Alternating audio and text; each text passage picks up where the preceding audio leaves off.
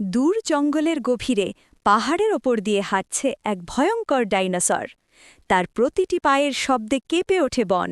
এই সময় সাগরের ধারে দুই বন্ধু, এক গরিলার বাচ্চা আর এক বানরের বাচ্চা, আনন্দে খেলছে। হঠাৎ পাহাড়ের দিক থেকে আসা এক গর্জন। ডাইনোসরের চোখ পড়ে ছোট গরিলার বাচ্চার ওপর। এক মুহূর্তেই ডাইনোসর ঝাঁপিয়ে পড়ল। গরিলার বাচ্চা তার বিশাল নখে বন্দী হয়ে গেল।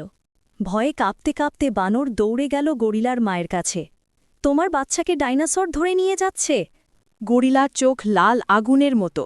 সে বানরকে নিয়ে ঝড়ের গতিতে ছুটে যায় জঙ্গলের ভেতর দিয়ে। ডাইনোসর তার লেজ দিয়ে আঘাত করে, কিন্তু গরিলা হাল ছাড়ে না। সে শক্ত হাতে ডাইনোসরের ঘাড় চেপে ধরে মাটিতে ফেলে দিল।